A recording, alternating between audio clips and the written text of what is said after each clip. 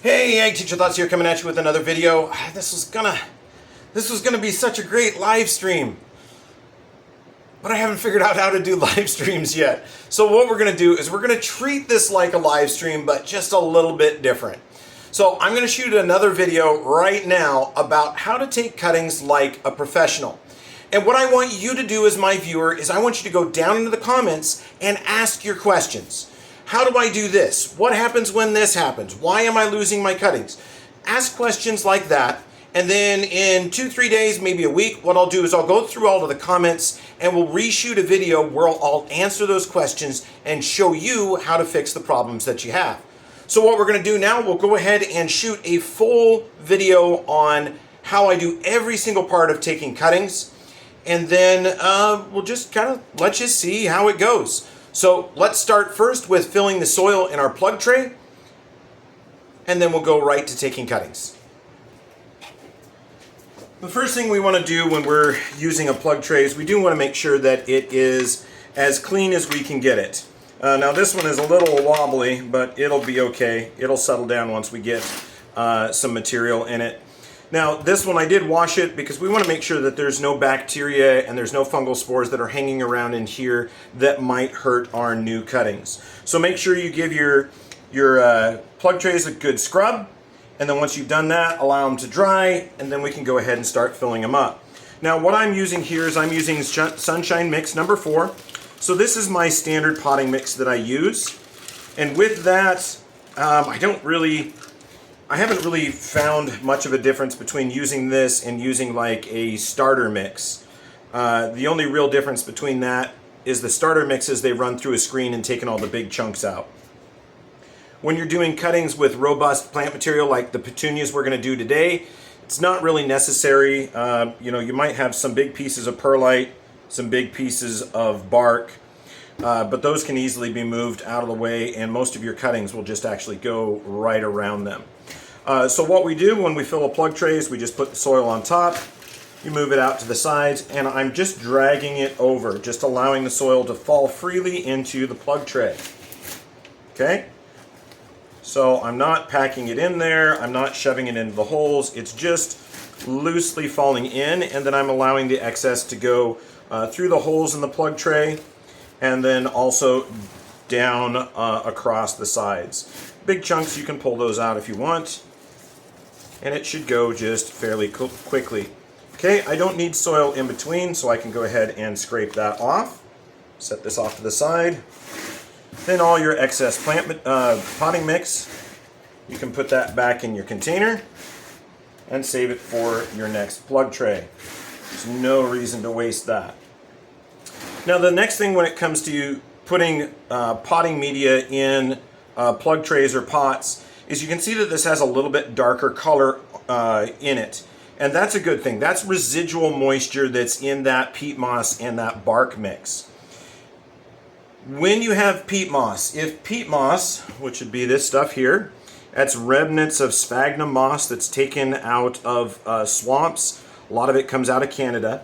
When you have sphagnum moss or peat moss, if it's completely dried out, it becomes hydrophobic, right? And we want it to absorb water. You can take completely bone-dry peat moss and put it on top of a glass of, or on top of a bowl of water, and it'll just sit there and float and won't do anything. But if peat moss has just a little bit of moisture to it, 10 or 20% moisture, and you add extra moisture to it, it will suck it up like a sponge. So we want to make sure if we're using our potting mix that we do use fresh potting mix that has a little bit of moisture. If your bag is completely dried out, a day or 2 or 3 before you're going to take your cuttings, just simply take about a half gallon or a gallon of water and pour it right into that plastic bag. And then crumple that bag up nice and tight and just allow it to sit for that moisture to work its way into the peat moss. Okay, when I've got it like this, normally I'd use just a big garden sprayer, like a 1 or 2 gallon garden sprayer. I don't have one of those available today, but the idea is that you will just mist this material, and you'll do it multiple times. So over the course of about a half hour, you mist it every 5 minutes or so, and you should get enough moisture down into it that it'll be ready for cuttings. So you do want the moisture to kind of pool up on top, make a little puddle, and then you'll see it soak down. So this is not a recommended way to go. This is just me giving you a demo of what you could be doing. Okay? And just like any good baking show, I've got a plug tray off to the other side that is readily soaking up moisture, and it should be good to go once we get done taking our cuttings. Okay? So this is the color that you want your potting mix to look like when you're done. You want it to be nice and dark. You want it to have definitely some moisture to it. And you don't want dry soil down below. Okay? So this is just barely soaking up moisture. This would have to be done a lot. Definitely don't recommend this, but like a 1 or 2 gallon sprayer will work. If you use a watering can with a breaker on the end, it's not generally fine enough to keep the soil in the holes. It'll just kind of blow it out. So you do definitely want to use a mist nozzle. All right, so let's go ahead and get this off to the side. And then we'll bring you over and let you see the plant material we're going to take cuttings from. All right, so these are our cold hardy petunias that we're going to be taking cuttings from today. And as we do that, we're going to need to look at the buds that we're going to be using to understand a little bit about what's going on and what we can take a cutting from and what we can't. So the first thing I'm going to do is I'm going to look down here at this lovely branch right here. We're going to go ahead and cut this off about there, and we're going to look at a few things. Now, what we want to make sure is that we have enough nodes or places where there are leaves, and there can be buds, that we can stick this down in the soil. So I need to put at least one node, or this part right here, underground. So I've got 1, 2, 3, 4, 5, 6. So I can definitely keep that node. So that's going to be a big enough cutting. So I'm going to take those cuttings and I'm going to just plop them into a clean container. And I'm going to take a few of these and I'm going to start grabbing certain ones on purpose. So these two cuttings look similar, but they are actually completely different.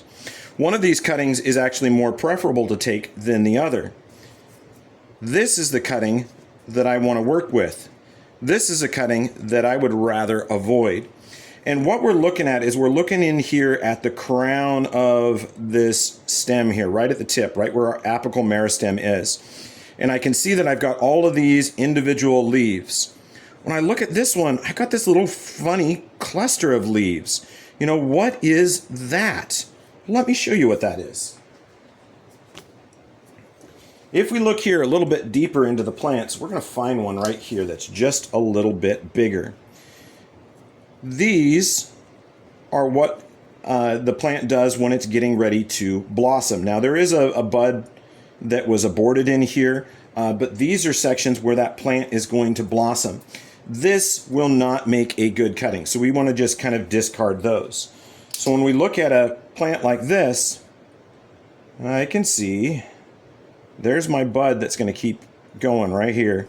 And then this little cluster of 5 leaves there is a flower bud, and that won't make a good cutting. So we're going to remove those. So what I'm going to do is I'm going to go through and I'm just going to take a bunch of plant material and I'm looking for what's called a tip cutting, and I'm putting those in my container. Okay, so let's come back in. Oh, here's one that we can show. Yeah, you can see that flower blossom starting to develop there. Right, that's something we don't need. So when we're taking cuttings, we want to take what's called a tip cutting, which is a cutting off of the tip of the branch. So that's about all we want right there, and we'll put that in our container. And we're just going to fill a big container full of our cuttings. And I can go in and I'm just going to go fairly quick. And then as I go through them, I will sort them when I start sticking them in the soil. And I'm going to sort them for good and bad plant material. But right now it's just going through really quick and snagging that plant material. Okay, let me back you up here. Let you have a wide shot of me working on this. Okay, so I'm going to go in here and I'm just going to grab some good cuttings. It's not really a good place to put that.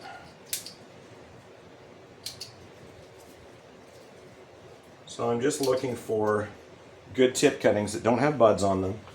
I'm setting them off the side. This is another one with a bud. That one I could probably salvage. And I'm just coming in and I'm just going to build up a lot of these, that one's trash, cuttings. And keep going.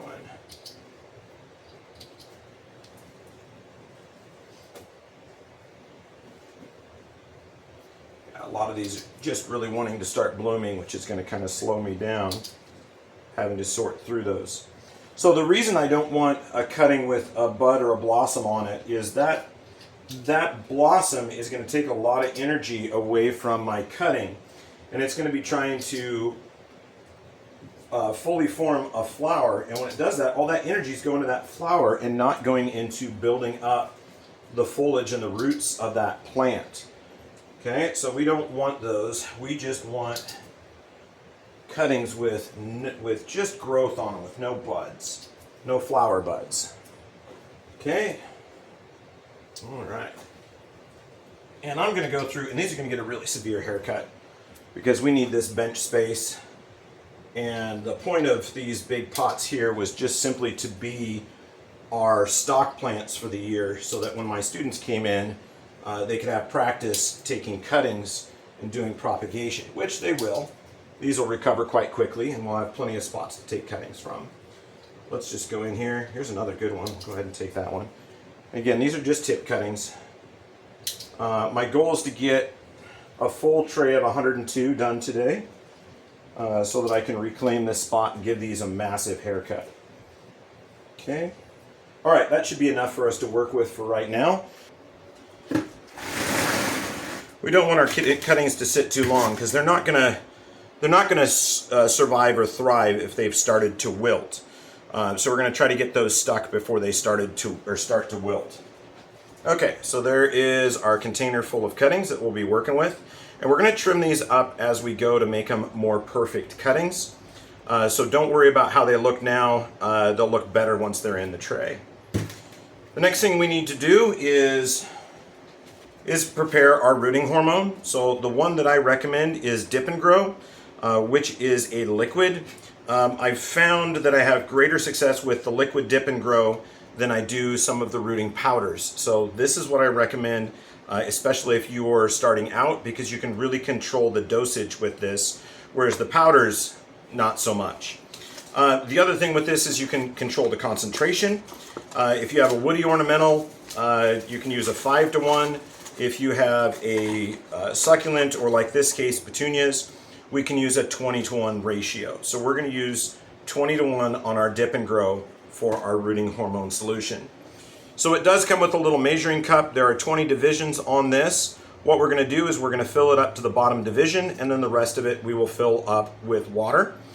And then we will give her a little swirl, get it all mixed up, and then I have a smaller container that I'll be using to put the rooting hormone in, so that I can get the entire node covered with the hormone before I dip it in. Okay, so we'll go ahead and do this real quick. I do recommend definitely wearing gloves while doing this. Okay, there is our rooting hormone up to the 1 mark.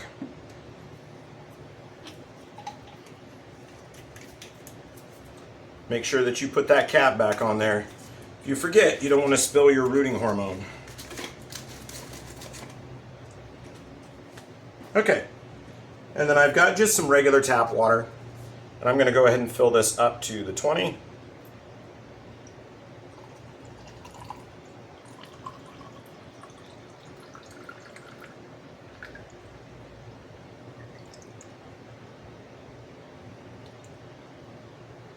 Oops, ran out of water.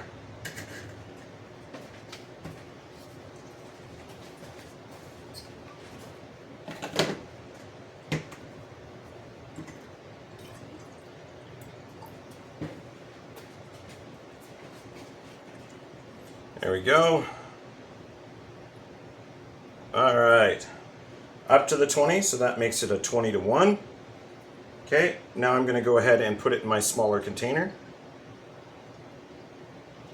And not quite to the surface because or the top, because I want to make sure that I have room to be able to dip that plug or that cutting in there.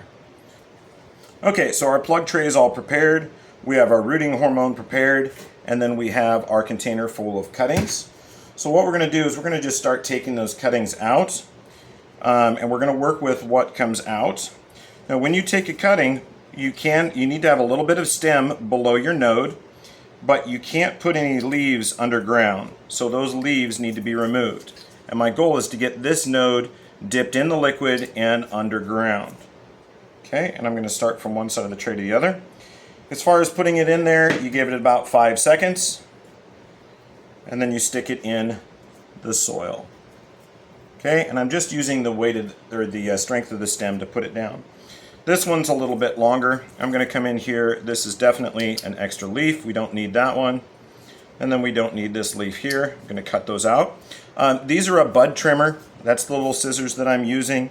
If you live in an area where they have recreational herbs, if you go into one of those shops there, they're readily available. If you don't live in an area with recreational herbs, as we're going to just put it kindly, you can go onto Amazon.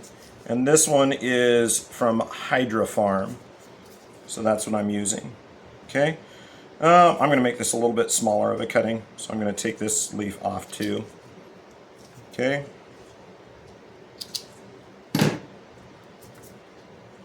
One of the things that you're going to notice is I'm going to dip these in here, but I never go back for a second dip.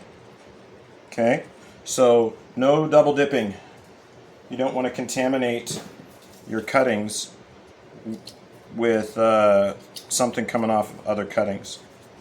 So don't contaminate them by double dipping, just do a single dip. Okay?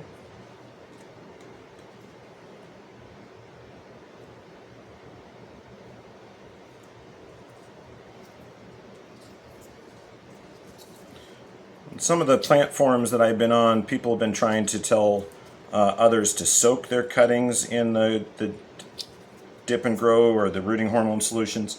That is not necessary. It can actually cause damage to your cuttings, so don't do that. You're only just dipping them in there and then putting your cutting in. So I'm going to do a bunch of these. Try to do these a little bit quicker so you can kind of see how that goes.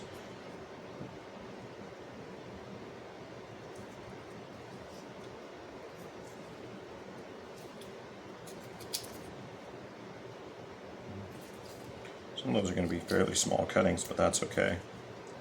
And I'm only putting one node underground. I don't need more than one node.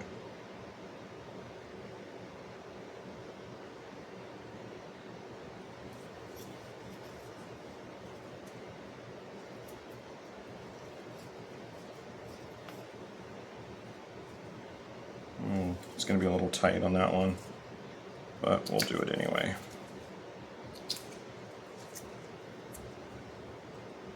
One of the things you're going to notice is petunias, they're in your tomato and potato family, so your nightshades. They are going to have a little bit of an oily residue on their stems. So that's a defensive residue that's trying to make it difficult for insects to crawl on them and feed on them. And it's going to make your gloves sticky after a while. So don't worry, it's normal. It's okay.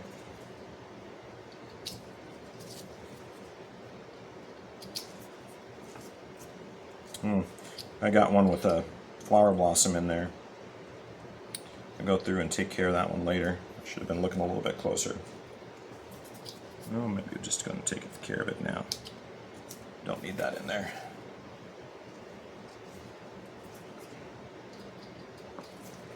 One of the fantastic things, if you do a little bit of YouTube searching, you'll find out now they've got actually robots that will do this cutting process. So they're using AI and optical sensors to take plant cuttings to make things much more efficient. Because as you can see, this is kind of laborious, but this is what you'll see your smaller nurseries doing. You've got one poor soul in there taking all your cuttings. This was one of my jobs when I was a kid. If we had material that we could take cuttings from, I was in there taking the cuttings.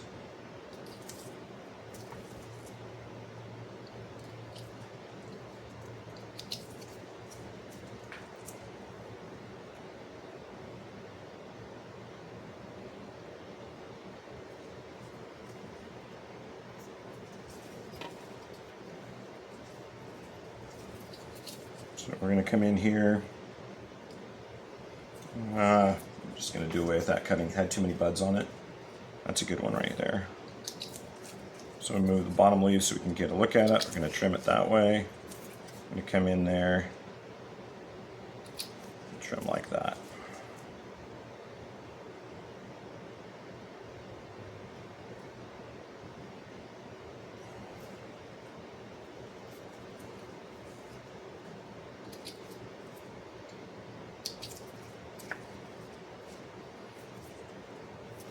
One of the key things when you're taking your cuttings is making sure that node that you're putting under the soil surface, making sure that the stem below that is at least about 1/4 of an inch long.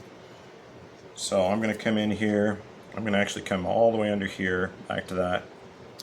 I'm leaving about 1/4 of an inch of stem below that. So if that stem dies back, it won't die back all the way to the node. It'll leave that node alone. So most plants will only root at the node or where there's a leaf or bud joint. But some plants, like your nightshades, will actually root anywhere along the stem. It's just we want to make sure that we have a node underground so that we know that cutting's going to take. And the way I can prove that they're going to root anywhere along the stem is this is your tomato and potato family. And if you've ever had tomatoes where that vine's gotten really long, and you followed that old farmer advice of burying the stem of your tomatoes, that is giving it more area for the roots to develop, and you'll have adventitious roots that'll come out of the side of the stem.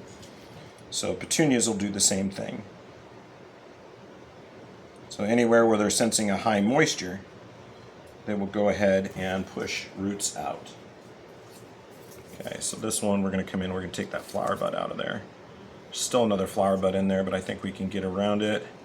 But this is long growth. There is no nodes down here. That's not going to make a good cutting. And we can come in with this one, take this leaf off. It's a pretty tall cutting, so I'll actually come in and we'll remove that and that. We're going to have a little bitty cutting.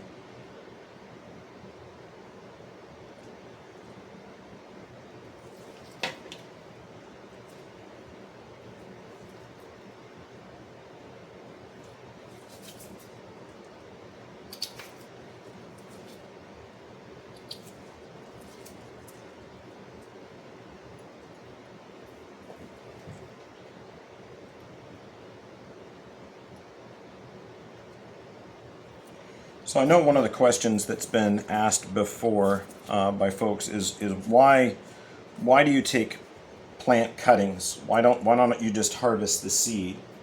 The reason for that is there's too many buds on that one. The reason I don't harvest seed on these is whenever a plant has sexual reproduction, so it's receiving pollen from a donor plant to the eggs of our female plant, or the female organs on our other plant, whenever it receives that, it can mix things up genetically. So you can get different colors, you can get different growth habits. Things can actually change on that. So with this, I want it to be absolutely genetically identical to the plants that I currently have growing. And the only way to do that is to do an asexual propagation, which is what this is, and I am physically making clones of my other plants. So this purple petunia, there is 1, 2, 3, 4, 5, 6, 7, 8, 9, 10, 11. There are 11 plants over there, but those 11 plants are all clones of the original, is a no good. So even though there may be 11 plants, that's no good. Too big of a space in between nodes. They're clones of the original plant, so they're going to be genetically identical to one another.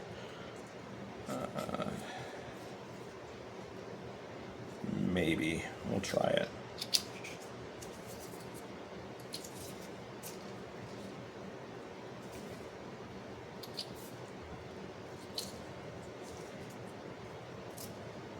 Trim that stem down.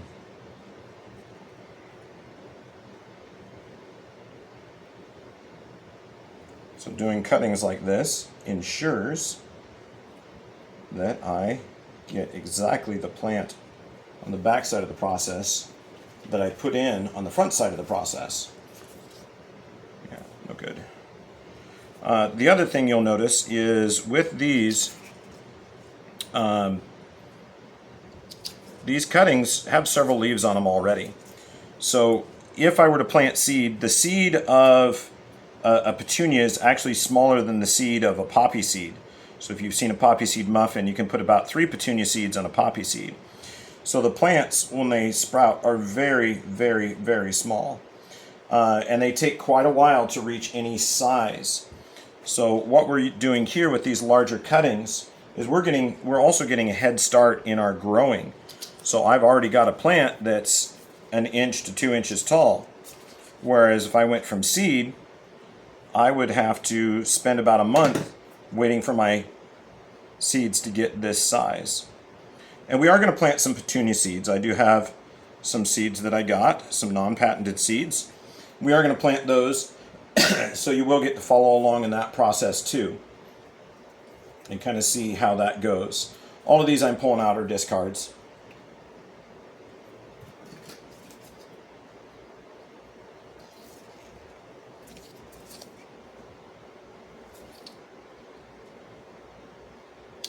And we're going to try to salvage this one.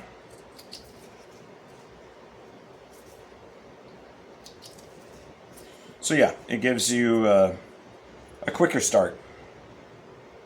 So they'll build a root system faster. They'll start growing faster. About 3 weeks or so, these will actually be moved up to 4-inch pots. Whereas if we do it from seed, they'll spend about 4 weeks just in the plug tray getting enough size. Well, maybe even 5 weeks, depending on how fast they're growing. So this is just also a way to grow plants quicker.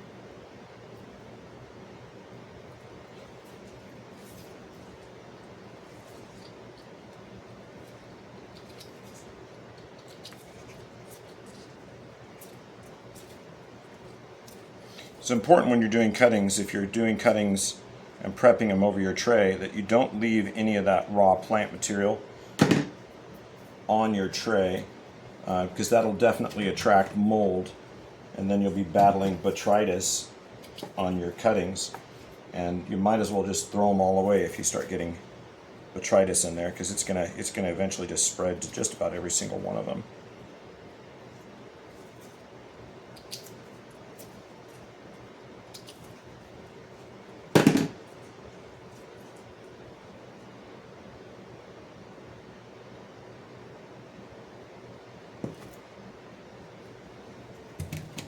Alright, this is the last one out of our container.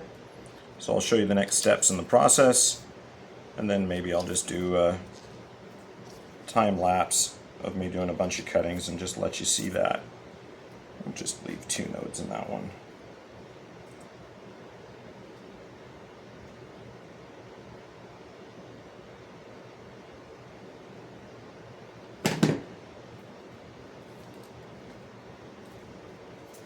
Okay, so there we go. That is our plug tray full of cuttings. Get the extra plant material off of there. And what we're going to do is, the next step for this is to put a humidity cover over it and then put it in our propagation chamber. So I'll show you that. Okay, so this is our propagation chamber. With this, we do have some LED grow lights. We have a tray to catch our excess moisture. And we're going to put our trays in here. And they go right in like that. And then to hold the humidity in, I put a cover over it called a humididome or a tray cover. And that allows the moisture and the humidity to stay in there and gives the plants a chance to absorb moisture up through the bottom of their stem that's been cut and supply it in through the leaves to make sure that the cuttings don't wilt. Very important to do this. You'll have a higher success rate if you do this. I usually leave these on for a week to 2 weeks. In about 2 weeks, these will all definitely have roots, so this comes off to allow airflow to go around in between the cuttings and make sure that we're not having botrytis set in.